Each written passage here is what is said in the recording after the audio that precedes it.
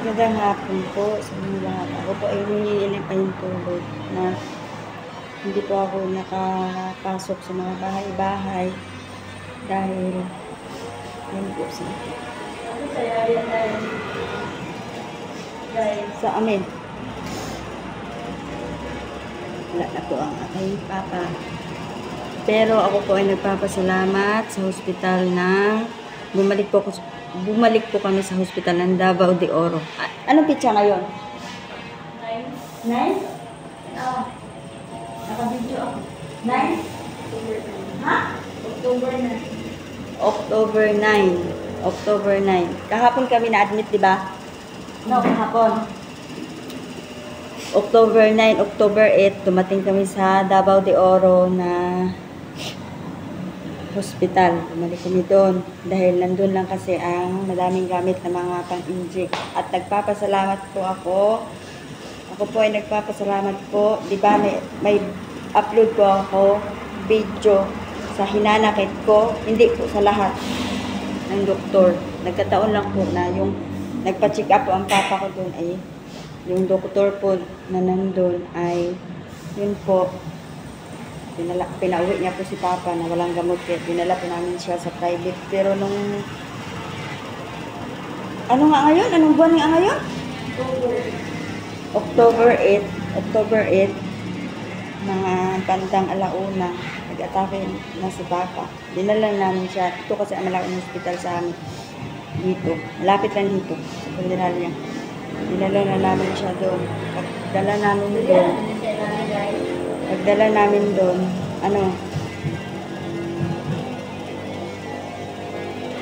ni-revive na siya ng mga doktor. Pero nagpapasalamat din po ako dahil ang naka-duty po na doktor doon ay mabait. Hindi po kagaya noon dati na grabe ang hinanakit ko sa doktor na yun.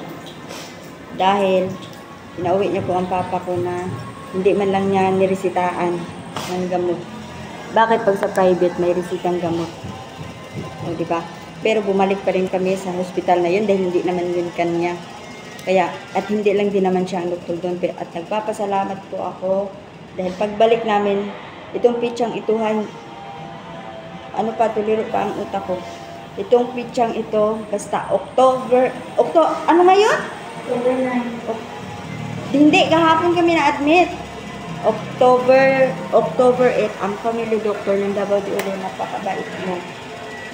Nasikaso mo kami sa mga nurse, lahat na maasikaso kay papa, ni-revive ninyo ng 2 beses.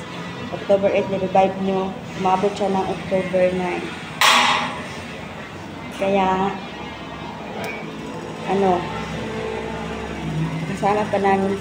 nakasama ko pa, nakatabi ko pa si papa sa pagtulog ng isang gabi. Kagabi, katabi pa kami ni papa sa pagtulog. Pero inatake siya ng bandang alauna pa rin. Nagkomatos siya bandang alas 3. Binawian siya ng buhay. Anong oras yun? Mga 3:45. Ngayon lang. Iyon lang po. Kaya sa mga hindi ko po napasukan ng mga bahay, ng mga kanuhan ko dito sa YouTube, busy lang po talaga ako. Kaya humingi po muna ako ng pasensya. Dahil pumapasok po kayo sa bahay ko, tapos hindi po ako nakakasok sa bahay niyo. Talagang ang dami lang po talagang ito na po. Ito ang aking papa. Yun po. Iwan na po kami ng aking papa. Pero nakita ko hanggang sa kahuli-hulihan lahat ng doktor mula noong October 8, doktor na family doctor daw yun ng Davao de Oro. Napakabait mo. Salamat po sa iyo at sa lahat ng mga nurse. At October 9 din po ng mga doktor.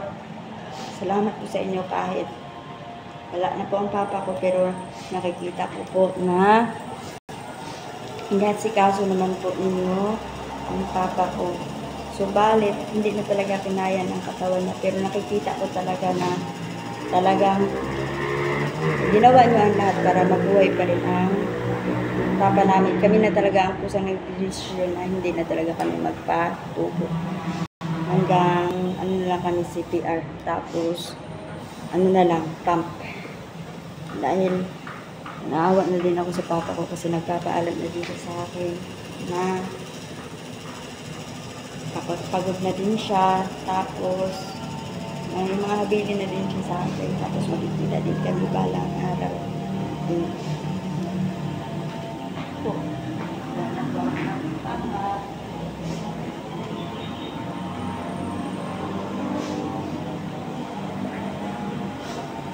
Pero hindi ko siya makakalimutan, kaya ginawa ko po ang video ito dahil po para hindi po kayo magtaka kung bakit nasana po ako, bakit bigla akong naglaho, bakit hindi na ako nagsusocial media. Ito po kasi dahil nagka-problema kami sa papa ko. At nagpapasalamat po ako sa lahat na mga andyan, ng mga kamag-anak namin, mga kaibigan, ang dami nakasuporta sa amin. Maraming salamat po hanggang sa huli-hulihan sandali ang papa ko sa iba't ibang lugar, nakarating pa, nakita niyo pa si papa nabuhay. Salamat po sa inyong lahat. Salamat po sa mga doktor. Ako po napapasalamat. Nagbait po ang mga doktor at nurse na maasikaso po sa papa namin. October 8 at October 9.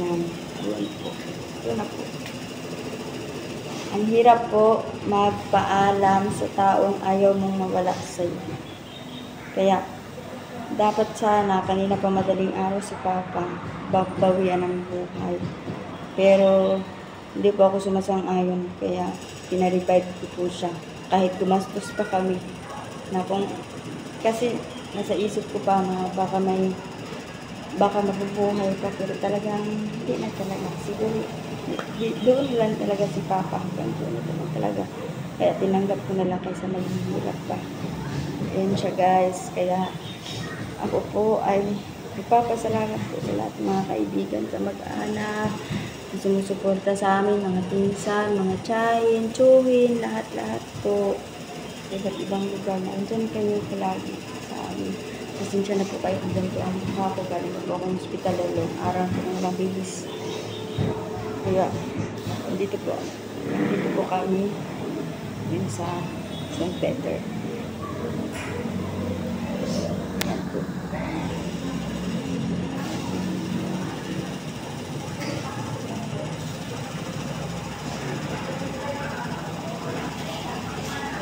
Kaya, thank you for watching guys.